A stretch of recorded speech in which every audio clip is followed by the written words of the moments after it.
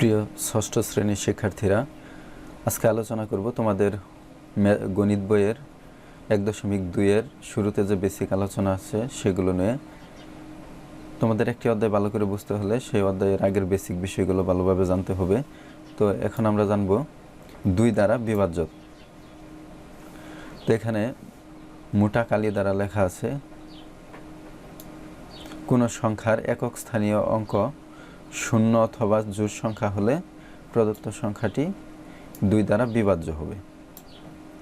তো কোনো সংখ্যার একক স্থানীয় অঙ্ক যদি 0 অথবা 2, 4, 6, 8 এই জোড় সংখ্যাগুলো থাকে তাহলে ওই সংখ্যাটি 2 দ্বারা বিভাজ্য হবে, অর্থাৎ 2 দ্বারা ভাগ করা যাবে, কোনো ভাগশেষ থাকবে না। তো এখন আমরা দেখব 4 দ্বারা বিভাজ্যতা। কোনো সংখ্যার একক ও দশক স্থানের অঙ্ক দুইটি দ্বারা গঠিত সংখ্যা 4 দ্বারা বিভাজ্য হলে সংখ্যাটি 4 দ্বারা বিভাজ্য। এখন কোনো সংখ্যার যদি একক, যেমন এখানে একক স্থানের অঙ্ক আছে 2, দশক স্থানের অঙ্ক আছে 1, তাহলে একক এবং দশক স্থানের দুইটি অঙ্ক মিলিয়ে হচ্ছে 12।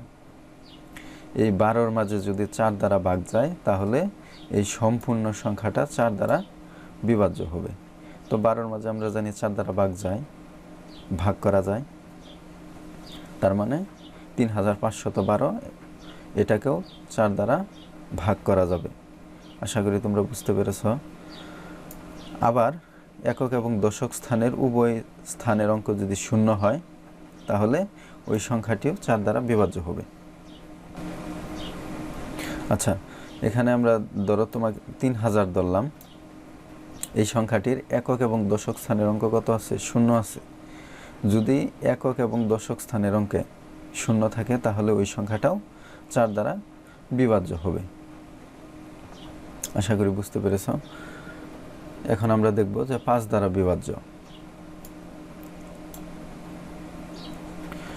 কোনো সংখ্যার একক স্থানীয় অঙ্ক 0 অথবা 5 হলে ওই সংখ্যাটি 5 দ্বারা বিভাজ্য। তো এখানে দেখো আমরা একটি সংখ্যা নেই, এখানে আছে কত? 45। 45-এর একক স্থানের অঙ্ক কত? 5, তাহলে এই সংখ্যাটি 5 দ্বারা বিভাজ্য হবে। তো আরেকটি সংখ্যা দেখো 20। 20-এর একক স্থানের অঙ্ক 0, তাহলে এই সংখ্যাটিও 5 দ্বারা বিভাজ্য হবে। অর্থাৎ তুমি সংখ্যাটির একক স্থানের দিকে তাকাবা, যদি 0 অথবা 5 থাকে তাহলে এই সংখ্যাটি 5 দ্বারা বিভাজ্য হবে। তো এখন আমরা দেখব যে 3 দ্বারা বিভাজ্য।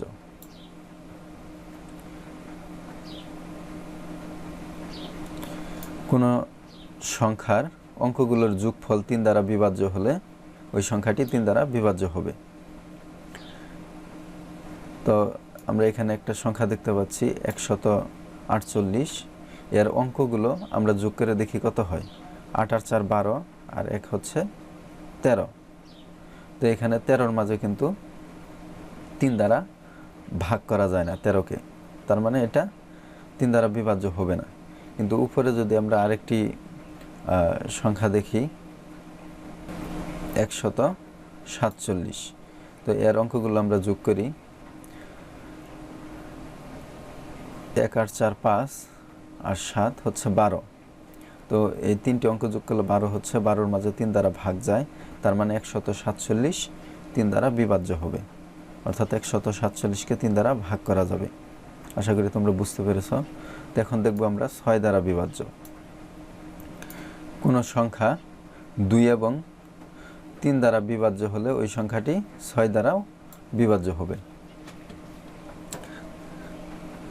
তো আমরা 2 এবং 3 দ্বারা বিভাজ্যতা দেখলাম। যদি কোনো সংখ্যা 2 এবং 3 দ্বারা ভাগ করা যায় তাহলে ওই সংখ্যাকে 6 দ্বারাও ভাগ করা যাবে। আশা করি বুঝতে পেরেছ। তো এখন আমরা দেখব 9 দ্বারা বিভাজ্য।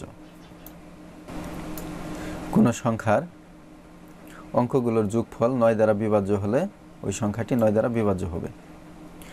তো আমরা যে সংখ্যাটিকে ভাগ করব ওই সংখ্যাটির যদি যোগফল, সংখ্যাটির যে অঙ্কগুলো আছে অঙ্কগুলোর যোগফল যদি 12 হয়, 9 দ্বারা বিভাজ্য হয়, তাহলে ওই সংখ্যাটি 9 দ্বারা বিভাজ্য হবে। তো আমরা একটা সংখ্যা নিলাম, এখানে 378। এর অঙ্কগুলো আমরা যোগ করি। 3 আর 7 10, 10 আর 8 18।